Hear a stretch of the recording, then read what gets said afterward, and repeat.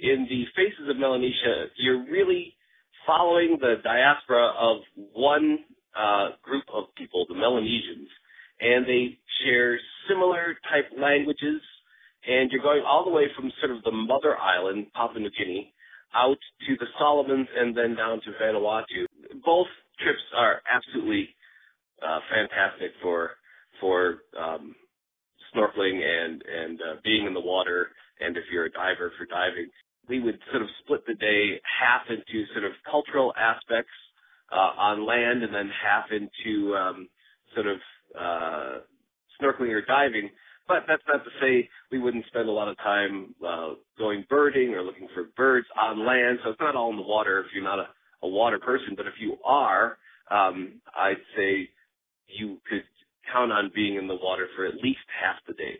And what we really try to do is we have excellent staff, so we sort of tailor-make the itineraries to what people want to do. Yes, if you go on the extension, you'll go up to Ambua, the Tari province in New Guinea, and that group of people are known as the Huli Witness, where they, as sort of a rite of passage, the men go into the men's house and they're sequestered there, and they grow a wig out of their very own hair over the period of a couple of years. Yeah, and so they'll wear that wig. They have everyday wigs and then they have ceremonial wigs. But so they will put that wig on every day, and that's what you'll see them walking around in that area with their everyday wig on. And if you're lucky enough to see a ceremony, then they put on the even more spectacular ceremonial wig. But it's all made of their own hair. You go on the Faces of Melanesia trip, we'll go to the Solomon Islands, to Gizo and Guadalcanal, where famous battles were waged, of course, and we'll go to Iron Bottom Sound, and we'll get to dive one of the most famous wrecks there in the Solomon Islands. I have seen this firsthand. It's the most fantastic thing you've ever laid eyes on. I just was on Pentecost Island earlier this year, and because I can speak the pidgin that everyone speaks there, I was invited to go to the top of these towers. What they do is they make this tower, 100-foot tower. It takes about 5 weeks to construct. And then when the time is right, they have these platforms. They start low and they go higher and higher and higher. And each platform can only be used once.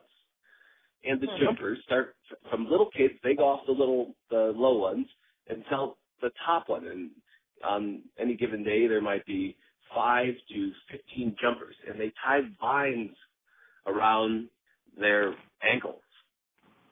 And then they make this leap of faith, and they jump off. And the idea is that the platform and the vines take all the momentum out, and then they land on the ground safely. But the idea is to have your head actually touch the ground before you're set down. It is the most amazing spectacle. We go drink Kaaba, which is a big thing in Melanesia.